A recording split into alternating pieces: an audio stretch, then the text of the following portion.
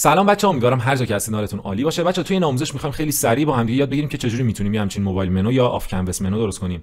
این کار بچه‌ها با جاوا اسکریپت هم قابل انجامه که ما بیایم همچین منوی درست کنیم. با پاپ آپ های المنتور هم ما این کارو انجام میدادیم، اما یه مشکلی داره که حالا بهتون میگم. اما المنتور اومده یه ویجت آورده به نام آف کنوس که دیگه خیلی راحت ما میتونیم باهاش این منوهایی که مخصوصا توی موبایل خیلی می‌بینیم رو در واقع بسازیم. بذارید من بهتون نشون بدم تو اینسپکتور. ببینید تو خیلی از وبسایت‌ها که می‌بینید میدونم مثلا همچین منوی رو دیدید و میخواید بدونید که چجوری میشه این رو ساخت. میگم بچه‌ها با جاوا اسکریپت هم میتونیم رو بسازیم، اما میخوایم توی این آموزش راجع به ویجت جدید المنتور به نام آف کنوس صحبت کنیم که اصلا مختص همین کار. ببینید بچه‌ها، برای شروع اول حواستون باشه که المنتور پروتون حتما ورژن اخیرش باشه، یعنی 3.22، وگرنه ورژن‌های قبلی بچه‌ها نداره این ویجت رو و توی آپدیت جدید المنتور پرو اومده. میگم 3.22 حواستون باشه.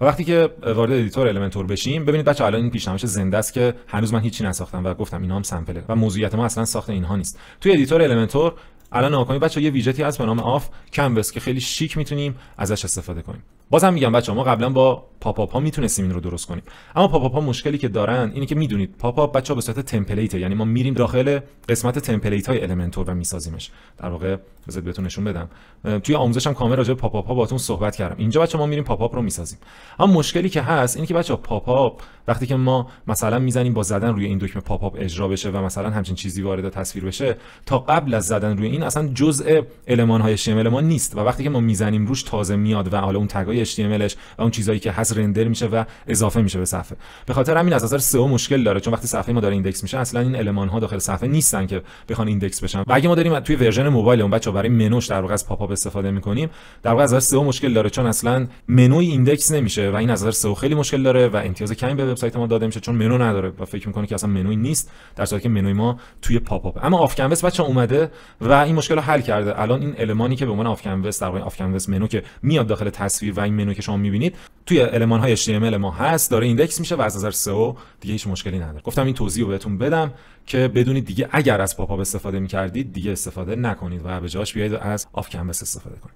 خب ببینید بچه‌ها، من الان به فرض این هدرمه. خب هدرم رو اومدم داخل همینجا ساختم، دیگه داخل تمپلیت ها نساختم چون حالا یه آموزشی که صرفا همه اینها به عنوان سامپل. میام داخل این قسمت هدرم، این کانتینر هدرم که الان داخلش دو تا آیکون همونجوری که شما اینجا می‌بینید. میام مثلا یه دونه در واقع کانتینر دیگه میسازم و حالا این کانتینر رو میبرم اینجا که ترتیبش عوض بشه، پدینگش رو 0 میکنم و داخل این بچه‌ها میام مثلا یکی از همین آیکونا رو با کنترل دی داپلیکیت میکنم و این رو داخل این کانتینرم قرار میدم. خب از اینجا داخل قسمت لی اوتش میام میذارمش روی این حالت، روی حالت استارت که بیاد اینجا قرار بگیره. آیکونش هم بچه‌ها میام تغییر میدم و مثلا یه دونه کلوز رو سرچ میکنم و اینجا قرار میدم. بذارید من پابلیش کنم. خب تا اینجا همه چی اوکی شد. حالا بریم سراغ خود آف کنوس. دوباره بچه‌ها این کانتینر رو انتخاب میکنم، از قسمت ویجت ها میام آف کنوس رو سرچ میکنم و اضافه میکنم. نگاه کنید بچه‌ها، شما تا آف کنوس رو اضافه میکنید، بذارید من ادیتور المنتورم بزرگتر کنم، میبینید که خودش در واقع آف کنوس اضافه شد. یه همچین ویجتیه که داخلش به صورت پیش‌فرضی یه دونه کانتینره و ما میتونیم در واقع بیایم و ازش استفاده کنیم. حالا این در واقع خود آف کنوس رو بریم با هم بررسی کنیم و بعد بریم سراغ حالا ساخت المان ها داخل کانتینرش که دیگه مثل کانتینر عادیه، چیز خاصی نداره. خب آف کنوس که بریم، ما فقط قسمت کانتنت داریم و استایل که داخل استایلش میتونیم بک‌گراندش عوض کنیم و اون اوورلی بچه‌ها به این فضای تیر رنگی که الان میبینید مات شده، به این فضای تیر رنگ در واقع میگن اوورلی. حالا من یه کدی هم دادم، این کد رو یه لحظه پاک میکنم، شما اوورلی رو بهتر ببینید. میبینید بچه‌ها به این میگن اوورلی که ما میتونیم بیایم رنگش رو عوض کنیم. حالا بهش میرسیم. از قسمت کانتنت بچه‌ها یه ادیتینگ مود داره که شما میتونید آن آف کنید. مثلا شما میخواید بقیه وبسایت رو درست کنید، دیگه آف کنوس رو غیر فعال میکنید، یا نه میخواید بیاید و آف کنوس رو ادیت کنید، به خاطر همین میزنید روی این، آنش میکنید و شروع میکنید به ادیت کردن آف کنوس. این قسمت بچه‌ها پوزیشن افقی آف کنوسه که کجای سطح قرار بگیره، بیاد وسط قرار بگیره، بره در واقع اینور قرار بگیره. حالا این به خاطر اینکه راست چینه فرق میکنه، بیاد اند قرار بگیره، کاری به شکلش نداشته باشید بچه‌ها. بیاد تو استارت قرار بگیره که ما به خاطر اینکه راست چینه وبسایتمون استارتمون میشه سمت راست.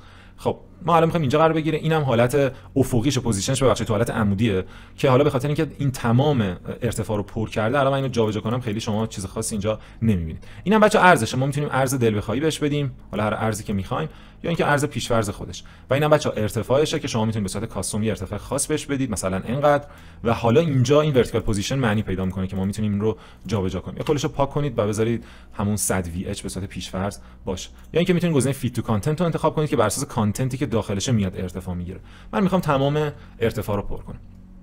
حالا میریم سراغ قسمت ستینگش که تو قسمت ستینگش بچه‌ها یه انیمیشن ورود داره که میتونیم مثلا بگیم به صورت فیدین وارد تصویر بشه، یه انیمیشن اگزییت داره که میتونیم مثلا بزنیم فید اوت بشه. این زمان انیمیشنه که خب 1.5 ثانیه است، خیلی زیاده، مثلا میتونیم بکنیم 0.3 ثانیه.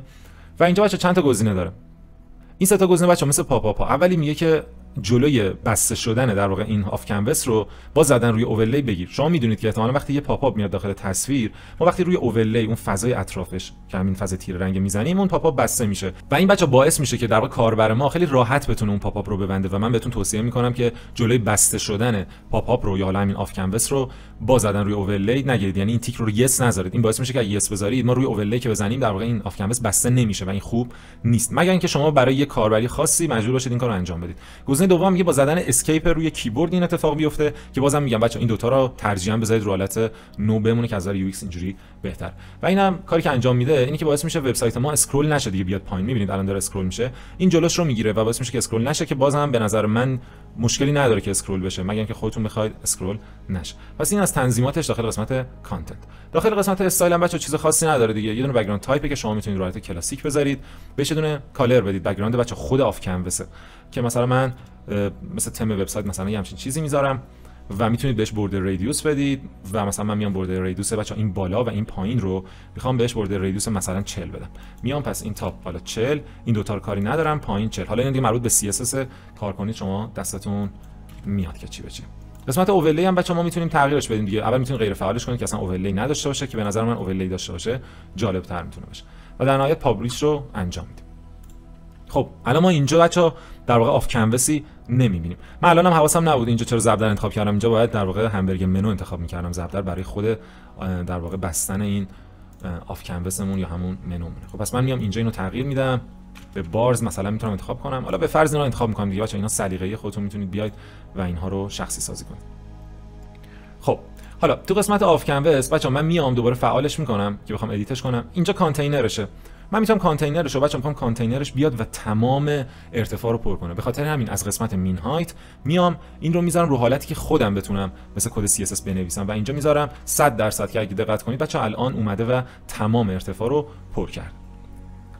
این رو هم میام سنتر میکنم که بیاد وسط. و اینجا دیگه بچا شما هر ویجت منویی که استفاده میکنید، مثلا من از خود در واقع ویجت وردپرس منو استفاده میکنم و اینجا میتونید بیاد این لی‌اوتش رو بذارید رو حالت ورتیکال و بریک پوینتش هم بچا چون تو حالت در واقع موبایل میخوایم دیگه همینجوری نمایش داده بشه میذاریم رو حالت نان. تو قسمت استایلش هم حالا به این دیگه نمیپردازیم بچا، محوریت آموزشمون همون آف کنوسه. اینم مثلا من میام زرد رنگش میکنم و یه ذره سایزش هم کوچیک میکنم، مثلا میذارم 20 و پابلیش رو انجام میدم. حالا بچا نگاه کنید الان اینجا نگاه کنید هیچ دکمه‌ای نیست که با زدن روش اون آف کنوس منوی من بیاد داخل تصویر. در نتیجه کاری که انجام میدیم اگر با پاپا کار کرده باشید، من اینو یه لحظه ببندم. اینجا بچا نگاه کنید روی این حالا آیکون که کلیک کنیم اینجا یه لینکی داره. نمیدونم چقدر با داینامیک تگز آشنا هستید، اما اگر آشنا نیستید تو ویدیوهای دیگه راجعش کامل باهاتون صحبت میکنم. از اینجا این رو که بزنید، قبلا ما میادیم اینجا پاپ آپ رو انتخاب می‌کردیم و میتونستیم یه پاپ آپ باز کنیم. الان گزینه دیگه اضافه شده بچا به نام آف کنوس، خیلی شیک انتخابش میکنید از این حالت آچار دیگه. آره آچار میاد اینجا انتخاب میکنید که چه اتفاقی بیفته. اوپن آف کنوس داره، کلوز و تاگل که حالا راجع به تاگل در ادامه باهاتون صحبت میکنم. اینجا ما اوپن رو میزنیم، میگه کدوم ویجت بچا خودش ویجت آف کنوس یکو میاره، انتخاب میکنید و در نهایت پابلیش رو میزنید. و اگه نگاه کنید بچا الان با زدن روی این خیلی راحت این در واقع آف کنوس منوی ما میاد، روی اوورلی که کلیک کنیم میره و خیلی شیک در واقع میتونیم بیایم و ازش استفاده کنیم. حالا برای اینکه بهتر بشه بچا مثلا من میام تو قسمت ستینگ اینو مثلا فیدین رایت میکنم و این رو هم میذارم رو حالت نان و کار دیگه که انجام میدم حالا این بتونه قشنگتر بشه. نگاه کنید بچا من وقتی که روی این میزنم میبینید که اینجا یه اوورلی داریم دیگه. من میخوام اوورلی هم فضای پشتم رو بیاد و حالت بلر کنه یا حالا مات کنه. همین اینجا بچا بذارید من این رو بیارم پایین.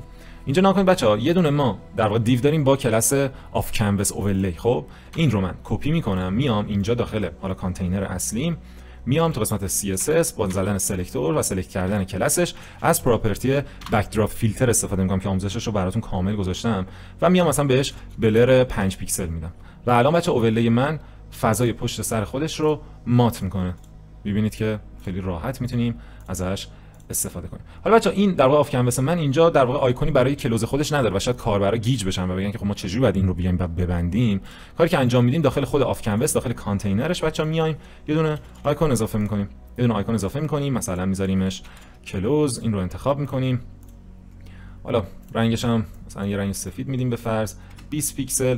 و بچا از قسمت لینکش میایم داینامیک تگز و اینجا دوباره آف کنوس رو انتخاب میکنیم. این دفعه کلوز آف کنوس رو میزنیم و انتخاب میکنیم که کدوم در واقع ویجتم و در نهایت میایم و پوزیشنش رو ابسولوت میکنیم. حالا میتونیم یه فاصله هم بدیم، مثلا 40 که یه ذره بهتر بشه. و الان نگاه کنید خیلی راحت این باز میشه و اینجا ما میتونیم بیایم و در واقع ببندیم این آف کنوس منومون رو. حالا دیگه اینا رو بچا خودتون میتونید شخصی سازی کنید دیگه. من اصلا نه روی این منوش خیلی کار کردم، نه روی این کلوز باتنش، و اینکه شما میتونید بیاید خیلی راحت اینا رو شخصی سازی کنید. تو حالت موبایل هم بچا ببینیم. نکنید تو حالت موبایل خب اول اینا خیلی بزرگه، من کوچیک کنم مثلا میکنم 18. و نکته دیگه بچا این خود آف کنوس ویجتش رو انتخاب کنید. از قسمت ارز بچا اینجا میتونید بیاید ارزش رو دیگه دل بخوای بدید دیگه. میتونید یه ارزی بدید مثلا 270 که تمام تصویر رو هم پر نکنه. و بریم با هم دیگه ببینیم. الان توی اینسپکتور من بیام تو حالت ریسپانسیو بچا نگاه کنید. الان با زدن روش میبینید که این منو اومد. حالا میتونم ارز بیشتری هم بهش بدم و خیلی راحت اینجا ببندمش. حواستون باشه بچا این آیکون ها رو کم بزرگتر تو حالت ریسپانسیو باشه که کاربر بتونه ازش استفاده کنه. حتی انیمیشنش هم شما میتونید تغییر بدید دیگه. میتونید انیمیشنش مثلا من انیمیشن خروجش یک دفعه نباشه و مثلا فید اوت بشه. پس اینم بچا از آف کنوس منو. حالا بچا تو این آموزش من میخوام همچین المانی هم در اختیارتون قرار بدم، کدهاشو که شما خیلی راحت میتونید توی ویجت HTML قرار بدید داخل المنتور و میبینید دیگه خیلی شیک در واقع این منو تغییر حالت میده و شما میتونید ازش استفاده کنید. کاری که انجام میدیم اینه که بچا این رو ببندم یه لحظه من و بیاریم حالا رو حالت دسکتاپ. الان دیگه من کاری به این ندارم، نمیخوام از این استفاده کنم. آف کنوس منو هم که فعال کنم این آیکون رو هم نمیخوام. بذارید ببندم آف کنوس رو، روی اوورلی که بزنم میره. داخل همین بچا کانتینری که اومدیم آف کنوس رو گذاشتیم یه دونه ویجت HTML اضافه میکنم و این رو حالا میارم قبل از آف کنوس. فرقی نداره، صرفا برای اینکه جایگذاریش درست بشه. و بچا من فایل HTML رو در اختیارتون قرار میدم که کدای اسکریپتش هم داخلش نوشته شده. این رو کنترل A میکنم و اینجا پیست میکنم. و همونجوری که میبینید بچا اینجا در واقع یه منو اضافه شد که حالا در واقع توی این حالت اگه ببینیمش میبینیم که یه همچین چیزی اینجا قرار گرفته. اولین نکته بچا داخل کدهاش که بیاید پایین من اینجا براتون نوشتم تغییر رنگ منوی اون، حالا منوی همبرگری که الان رنگش بچا در واقع 3x که این رو حالا بسته به وبسایتتون تغییر بدید. مثلا من این رو میزنم FFF که در واقع سفید بشه. یه جای دیگه هم هست تو حالت بسته شه، اینجا میبینید نوشتم تغییر رنگ منوی همبرگری در حالت بسته. این رو هم دوباره بسته به نیازتون و بسته به آف کنوستون تغییر بدید. ممکنه در واقع آف کنوس منوی شما رنگش با وبسایتتون یکی نباشه. اینو دیگه خودتون شخصی سازی کنید. حالا من این کانتینر رو بچا بیارم و وسط چین کنم، یه ذره بیاد وسط. نکنید ویجت HTML المنتور حالا نمیدونم باگش دلیلش چیه، این که میبینید یه حالت یه پدینگ این پایین داره. حالا من میام یه مارجین منفی مثلا 7 پیکسل هم میدم، ببخشید من فقط به باتمش واسه حرف بدم، میام منفی 7 پیکسل هم میدم که یه ذره بیاد وسط تر قرار بگیره. الان ببینیم چی شد. ببینید که بچا اومدیم و در واقع این رو درست کردیم. الان بچا اگر که شبیه به این آیکونا نیست کاری به این نداشته باشید، چون اصلا اینا کلا سامپله و واسه وبسایت شما ممکن اصلا به کار شما نیاد. اگه میخواید اینو شخصی سازی کنید بعد بیاید و داخل خود حالا HTML اینجا بچا استایلش نوشته شده، بیاید بخونید ببینید چه اتفاقی افتاده، ترجماً بفهمید که ببینید چی داره میشه. خب میتونید بیاید اینجا شخصی سازیش کنید. حالا ما میخوایم این رو متصل کنیم بچه‌ها به چی؟ میخوایم متصل کنیم به در واقع آف کنوسمون که با زدن روش در واقع آف کنوس باز بشه. برای این کار داخل کانتینرمون بچه‌ها ما میایم یه دونه باتن قرار میدیم، یه دونه دکمه. خب یه دونه دکمه قرار میدیم. فعلا این دکمه صرفاً بچه‌ها تسته. از قسمت لینکش با زدن داینامیک تگز میایم آف کنوس رو انتخاب میکنیم، ستینگش. اینجا بچه‌ها باید بیاد و تاگل رو انتخاب کنید. تاگل مثل چراغ خونه میمونه، چراغی که خاموش روشن میکنیم. اوپن یعنی خب فقط صرفا بازش میکنه و نمیتونه ببندتش. کلوز خب فقط میبندتش نمیتونه باز کنه، ولی تاگل یه بار که بزنید باز میکنه، یه بار که بزنید میبنده. خب مثلا میگم چراغ مثلا خونمون چراغایی که هست و با کلید روشن میشه و دوباره خاموش میشه، پس میشه تاگل کردن. کدوم ویجت بچه‌ها؟ آف کنوس. این رو پابلیش انجام میدیم. ببینید چه اتفاقی افتاد. الان من با زدن روی این آف کنوس میاد و اگه میتونستم دوباره بزنم روش آف کنوس بچه‌ها میرفت و آف کنوس منوم در واقع از صفحه خارج میشه. میاد روی این راست کلیک میکنید و بچه‌ها چیو میزنید؟ کپی لینک ادرس. خب راست کلیک کپی لینک ادرس رو میزنید، میایم داخل اون ویجت HTML مون. اینجا اگه دقت کنید بچه‌ها یه دونه تگ A قرار گرفته که داخل اتریبیوت hrefش اینجا ما باید یه لینکی بنویسیم. این لینک رو اینجا پیست میکنید، لینکی که از اون بات ما گرفتیمش. اما خوب دقت کنید بچه‌ها اینجا کاری که باید انجام بدیم اینی که از قسمت اینجا میبینید نوشته المنتور یه نامبر ساین همون هشتگ نشه المنتور، ما به قبلش بچه باید پاک کنید، کلا پاک میکنید و به این صورت در میاد میبینید نامبر ساین المنتور و بقیه چیزایی که اینجا میبینید. حالا دیگه من با این باتن کاری ندارم، میام دلیتش میکنم و در نهایت پابلیش رو انجام میدم. الان نگاه کنید بچه‌ها، با زدن روش خیلی شیک این آف کنوس منومون میاد و دوباره با زدن میره و ما میتونیم ازش استفاده کنیم. تو حالت موبایل هم ببینیمش، مثلا رو آیفون میبینید که بچه‌ها با زدن روش میاد و دوباره میره. حالا این آف کنوس منو رو دیگه شخصی سازی کنید خودتون. اگر هم خواستید بچه‌ها اینو یه ذره کوچیک‌ترش کنید، داخل همون ویجت HTML داخل قسمت استایلش که بیاید اینجا بچه‌ها میبینید خود در واقع کلاس همبرگر، اینجا بچه‌ها اسکیلش رو کوچیک‌تر کنید، به جای 1 مثلا بذارید 8 دهم، یه ذره کوچیک‌تر میشه که دقت کنید. بذارید نگاه کنید من پابلیشش کنم، ببینید یه ذره کوچیک‌تر شد و میتونید ازش استفاده کنید. من این فایل HTML هم در اختیارتون قرار میدم و امیدوارم این آموزش به دردتون بخوره. بازم تاکید میکنم بچه‌ها، اگر شما تا امروز برای ساخت همچین منوی از پاپ آپ استفاده می‌کردید، دیگه بیاید سمت ویجت آف کنوس. پاپ آپ خیلی به درد بخوره برای اطلاع رسانیمون، برای تخفیفایی که می‌خوایم بذاریم. اصلا این کال تو اکشن خفنه. خب کلی شرط داره که میدونم کار باهاش رو دیگه بهتون آموزش دادم و اگر بلد نیستید برید آموزش رو ببینید. اما آف کنوس بچه‌ها بخشی از خود این در واقع صفحه‌مون محسوب میشه، المان‌های HTML دیگه بخشی از این صفحه است و ایندکس میشن و از نظر سئو خیلی دیگه اوکیه و ما میتونیم راحت چه برای دسکتاپمون چه برای موبایلمون در واقع از آف کنوس منو استفاده کنیم. بعضی از وبسایت‌ها احتمالاً دیدید که در واقع اصلا منوشون به این صورت تو حالت دسکتاپ. و نکته بعدی که میخوام بهتون بگم اینه که این کار با جاوا اسکریپت هم قابل انجامه که یه بار با هم میریم سمت در واقع ساخت همچین منوی با جاوا اسکریپت که کارهای خلاقانه بیشتری میتونیم داخلش انجام بدیم. اما خب گفتم شاید بعضی از بچه‌ها اصلا جاوا اسکریپت رو شروع نکرده باشن و براشون سنگین باشه یا اصلا به کارشون نیاد. دیگه الان با المنتور خیلی راحت میتونیم ما همچین منوی درست کنیم. امیدوارم هر جا که هستید موفق باشید.